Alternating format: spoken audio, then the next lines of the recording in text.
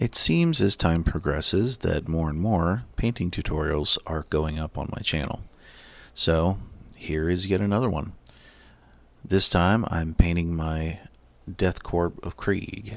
So these guys, of course, are out of the Octarius box. And quite honestly, I just wanted to paint a very simple scheme this time around. Nothing too complicated or crazy.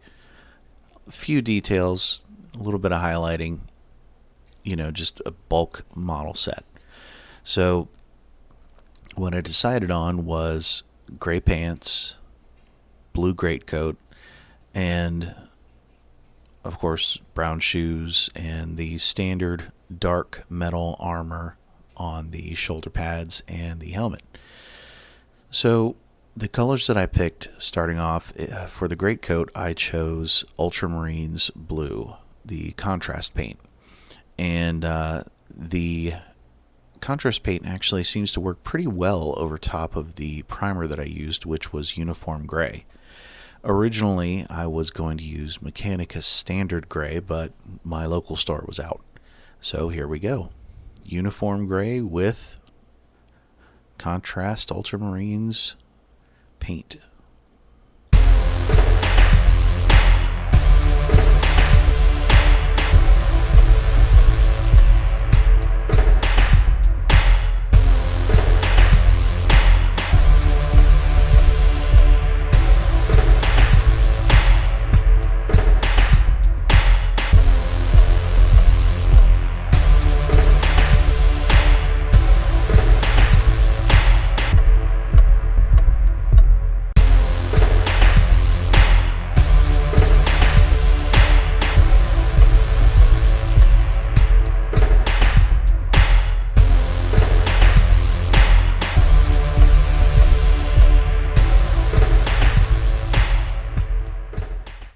So the second color I opted for here was Balathean Chitin, because I have run out of all of the khaki colors for Citadel. And for this particular color, I used on the wraps around his ankles, which I believe are called patties or something like that, and for his gas mask. So that's the color here. So I went with the usual two thin coats, nothing too crazy, and we'll see how that turns out.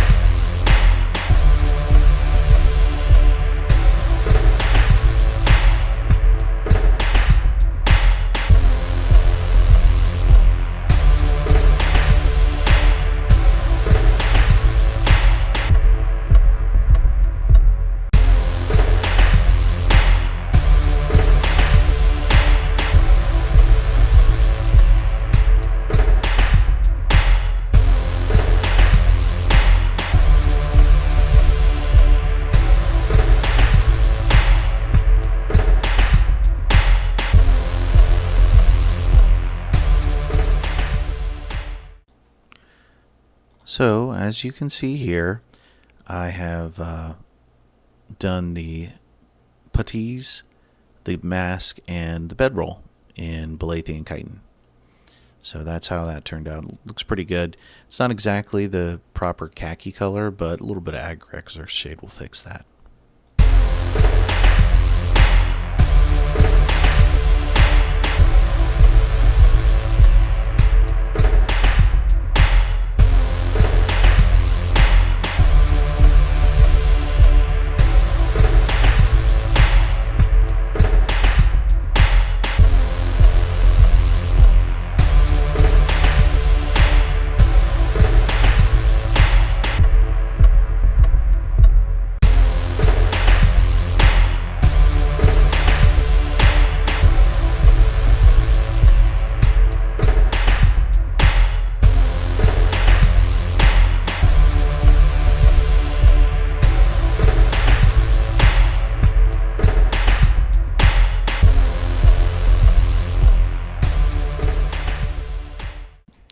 So the next color of order is Mornfang Brown. Now this, I was going to use this on the boots too, but I ended up using Walnut Brown, a darker brown on the boots. The Mornfang Brown I ended up using on all of the straps and the gas mask apparatus that is on his chest, as well as any kind of anything holding on armor or whatnot, any kind of straps, not just the webbing, but the straps and everything all over him. And it actually turned out pretty good. A little bit of Agrax made it, darken it up just about enough.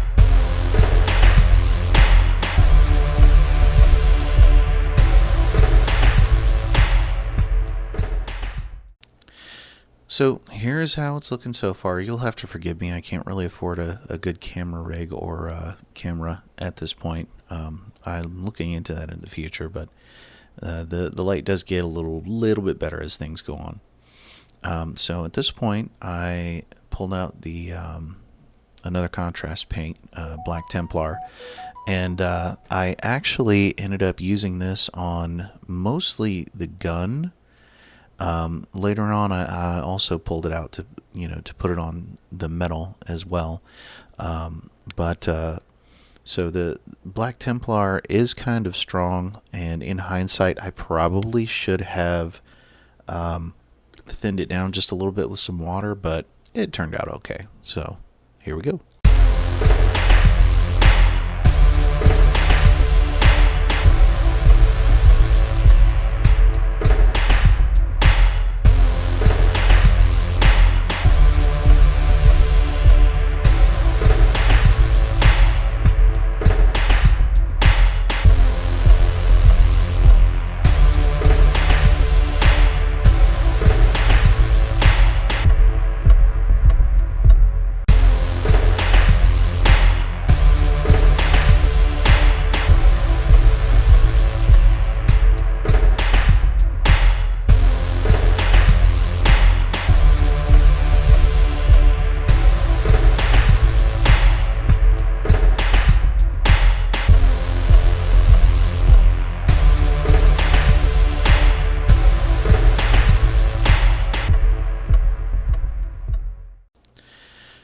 So at this point, I pulled out Uniform Gray and the metallics to finish off his helmet and any other metallic parts like the gun barrel.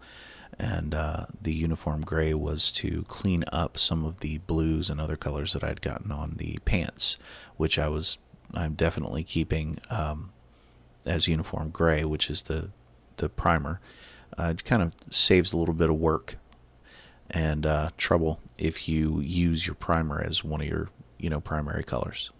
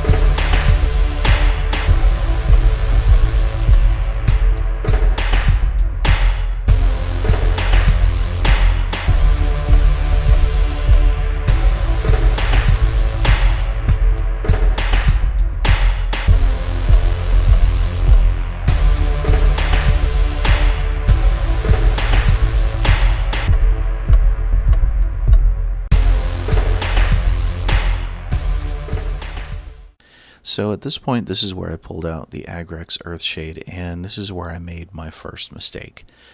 The Agrex Earthshade, along with these darker colors, it made everything super, super dark. And I don't think that I thinned my Agrex down enough with water to kind of cut that off. So I ended up having to go back and do a couple more highlights than I had originally intended. So make sure when you're working with dark colors like this that you thin down your wash. And as always, when working with a wash, make sure that you don't let it pool anywhere, that you kind of pull it around and kind of make it uniform as you go.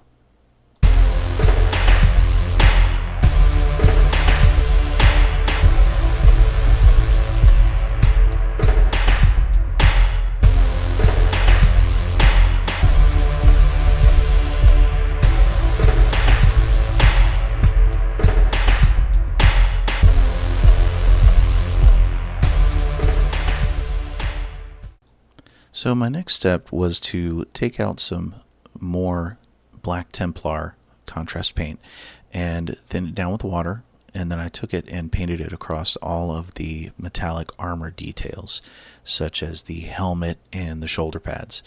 I used the same scheme that Duncan Rhodes did, as a matter of fact, accidentally as it goes, but I kind of wanted to go with his method. That I saw, I saw this later on, that he used Dark Templar to make that armor a little bit darker. Now, as you can see here, this is kind of an update on how it looks. I went back and I put a couple of panels of the Ultramarines blue across the greatcoat because the greatcoat was super duper dark, and that seemed to have helped a little bit. Now here. This is where I went back over a few places with a lighter color, a couple of lighter colors actually, trying to make the model a little bit lighter after that really heavy Agrex wash. So I took uniform gray and I watered it down and I put it on the knees in a couple of different areas. And then I did the same thing with the Belathian chitin on the patties and the mask. Made sure to water it down really well. To thin it up, and then just add a couple of highlights in a few key places. I didn't want it to be too strong, but I wanted it to definitely make things a little bit lighter because of how everything turned out there. Then I go back with Sycorax Bronze, and I did the Aquila on the helmet. And I initially was going to do the buttons as well, but I actually ended up using just a regular plate mail metal metallic by Army Painter for that. Here, this is going back over some of the leather details, the straps, and the gun strap and the backpack and everything, and just trying to lighten everything up. And I did this in a couple of ways. Then later on, I went back for an edge highlight on the brown areas by mixing Mournfrang with a lighter brown to kind of give those edges a little bit of a pop. Now this is it unfortunately was unavoidable because of how dark the Agrex made everything. I originally did not plan on adding any kind of edge highlights to these models. I was just going to kind of one and done them.